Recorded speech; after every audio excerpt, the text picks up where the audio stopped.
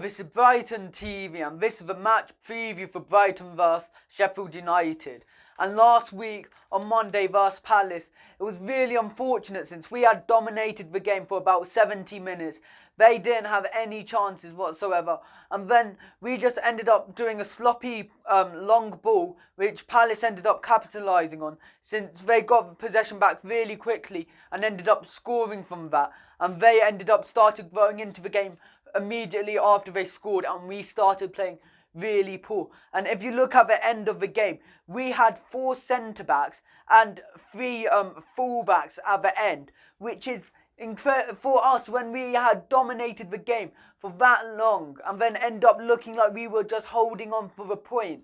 So annoying, because we had played really well, dominated the ball, had a few chances. We had a massive penalty shout, and I don't know why VAR didn't give it, since if Montoya went down there like so many other footballers would have, he would have got a penalty for that. But since he decided to stay on his feet, he didn't get the reward which he should have got, since that's why a lot of people wanted VAR for penalties where the footballers ended up staying on his feet, had a shot, but then it didn't go in, and then they give a penalty because there was a clear foul, and there was definitely a clear foul in that.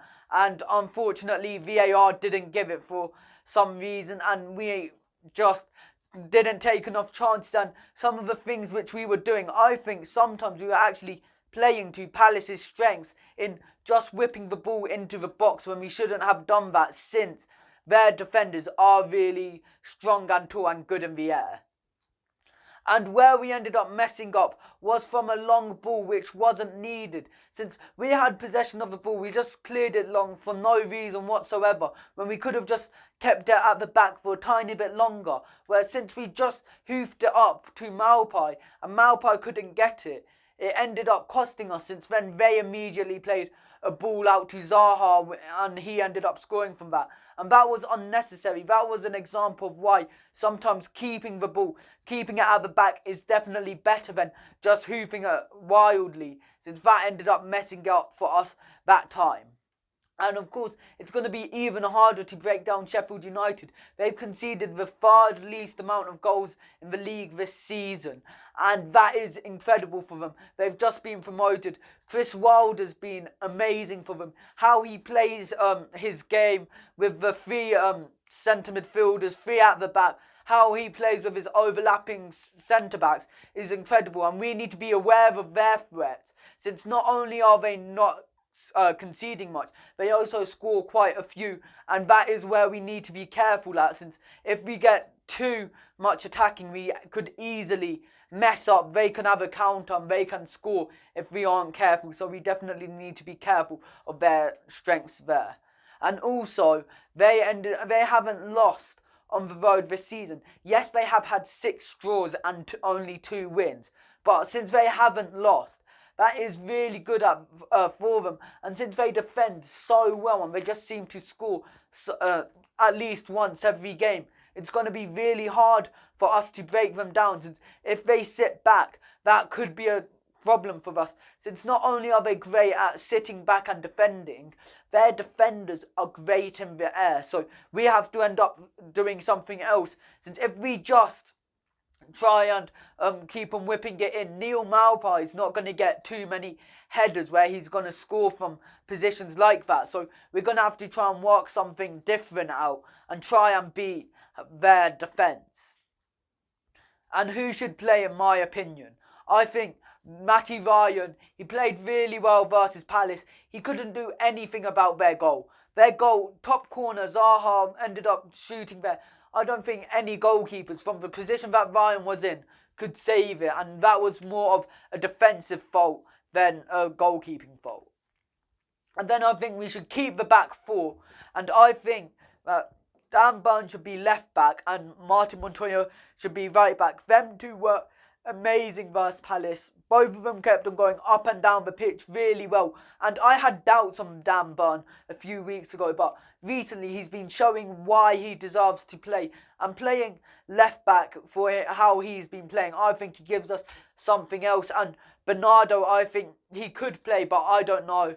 I think Dan Burn should play instead. So then we have more physicality when defending things like set pieces, which are a massive good thing that Sheffield United are great at. They love their set pieces. And Martin Montoya, he ended up going up and down the wing and helped us with so many counter-attacks.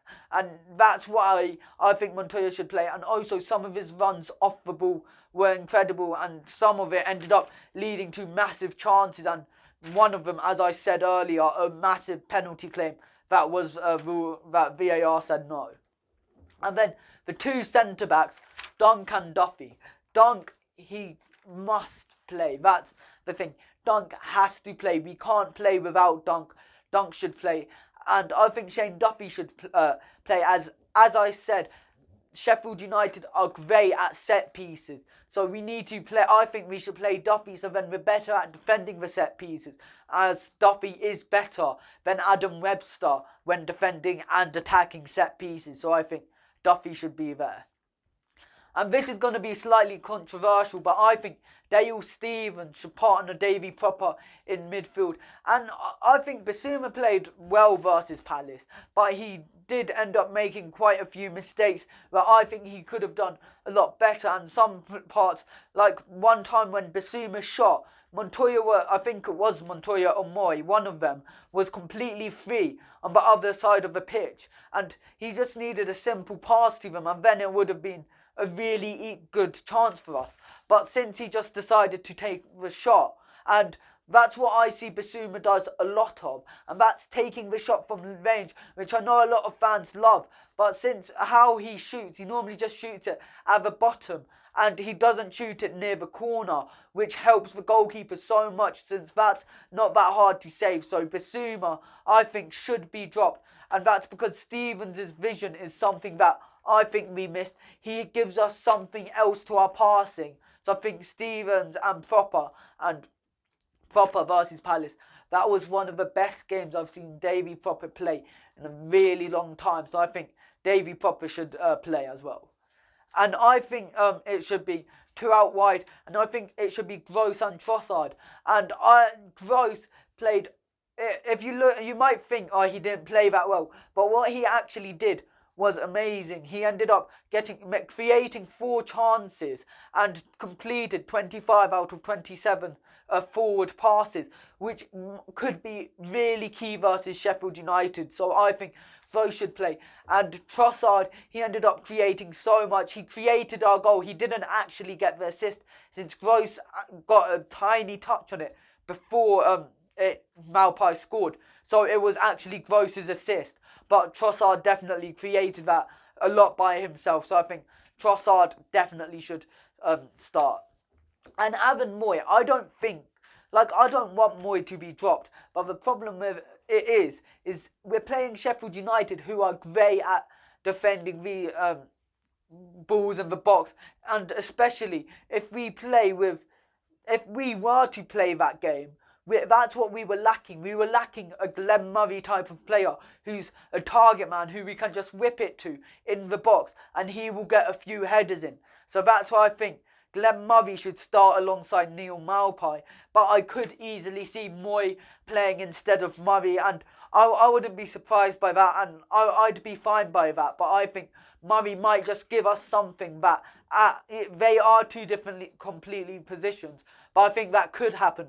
However, of course, Graham Potter knows best, and not just that, the flexibility that we have with Trossard, Moy and Gross was really good, and it looked quite a bit asymmetrical, and I think that did help us when attacking, since we were attacking their right side, quite a bit, and that helped, since that meant that Trossard, Moy and Gross were normally around about the left-hand side of the pitch, which helped Montoya a lot, since Montoya was making runs where Gross or Moy would normally find him, and then he'd be near the goalie and he could just drill the cross in for Maupay to try and score. And that happened quite a few times. So I think that's what we should be doing. If we were to do that, I wouldn't be surprised. I wouldn't be surprised whatever Potter does. It's been really hard to predict his teams.